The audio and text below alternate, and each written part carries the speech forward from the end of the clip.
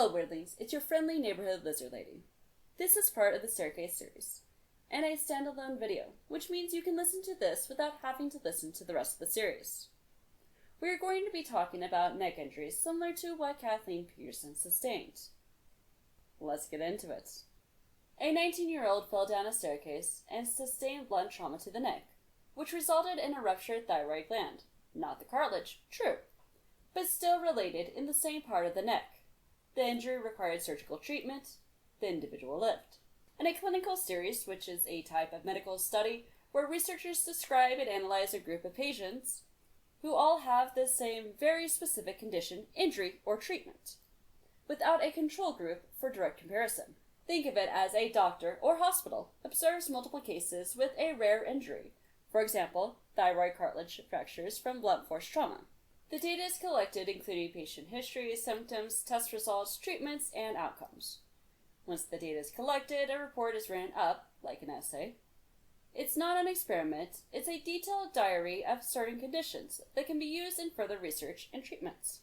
In the clinical series involving injuries to the thyroid cartilage, including the superior horns, the injuries were due to multiple factors. Falls, collisions with furniture, like the edge of a table, and contact with sports equipment, like hockey pucks. Next, we have fracture from falls of significant heights. There was a study of non-homicidal falls, which is the scientific way to say that the fall was not determined to be caused maliciously by another person.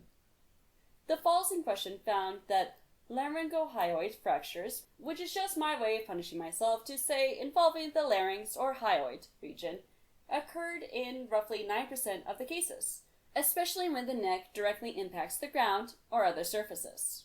I know, 9% doesn't sound like a lot, but it's more than zero. The force needed to fracture a single superior thyroid cornu is under about 3 kilograms of force, or 6.61 pounds, or about 28.5 newtons. That's not a lot of force, but it's just enough to cause damage. Now, I bet you've seen similar injuries in pop culture, even if you didn't realize it. I will admit I haven't seen all of these movies and TV shows, at least not the whole thing. In Casino Royale 2006, there's a stairwell fight. James Bond slams a man's throat against a railing and briefly incapacitated him. In The Dark Knight 2008, Batman slams people into walls and railings, including throat-level impacts during close combat.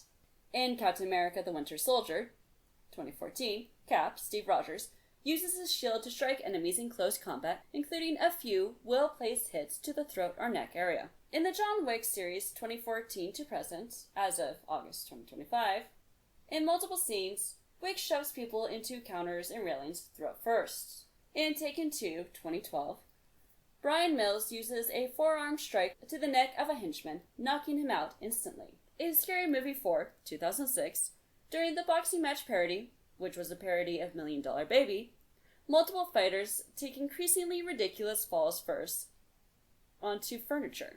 In Game of Thrones 2011 to 2019, several clothesline or chokehold takedowns where throws hit hard surfaces, for example, Braun and the Fighting Pits. In Netflix's The Punisher series 2017 to 2019, Frank Castle often uses brutal close quarters neck strikes. In Mission Impossible Fallout 2018, there's a bathroom fight scene with a throat slam into a sink counter. In 2011 to 2010, Jack Bauer frequently uses neck strikes and throat slams during interrogations or hand-to-hand combat. In Sherlock Holmes 2009, Sherlock targets an opponent's larynx in slow-motion fight analysis that causes the opponent to collapse. Now let's look at the real-life martial arts and fighting techniques that inspired at least some of those pop culture references. A 56-year-old man who practiced judo sustained a fracture of the right superior hornu of the thyroid cartilage due to repeated or forgotten trauma, possibly from a strangulation technique during his training. At first, he only experienced mild discomfort with no obvious external swelling or dysphagia, which is just the fancy scientific way of saying trouble swallowing. In UFC 312, a fighter named Jack Jenkins was hospitalized after a fight. He suffered a fractured thyroid cartilage, most likely after repeated head and neck area impacts. He continued to fight until he submitted to a rear naked choke, which essentially is a chokehold. Lacrosse balls can reach over 90 miles per hour. Some have caused thyroid cartilage fractures, and at least 3 documented cases. Included in those cases are paramedian and depressed fractures of the skull. A paramedian fracture means that the break happens just off-center near the middle line of the skull. A depressed fracture means that the bone or cartilage is pushed inward or sunken down from its normal position, kind of like if you pressed your finger into a soft surface and left a dent. In those cases, players eventually recover to near normal voice function.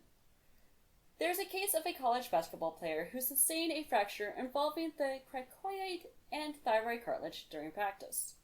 An English Premiership rugby player suffered a fracture of the posterior cricoid cartilage into the arytenoid after a forceful angled shoulder-to-neck tackle, which resulted in temporary airway issues and aphonia, which means a loss of the ability to speak. Now, for the US crowd that doesn't know what rugby is, it's similar to American football. I could keep going, but I won't.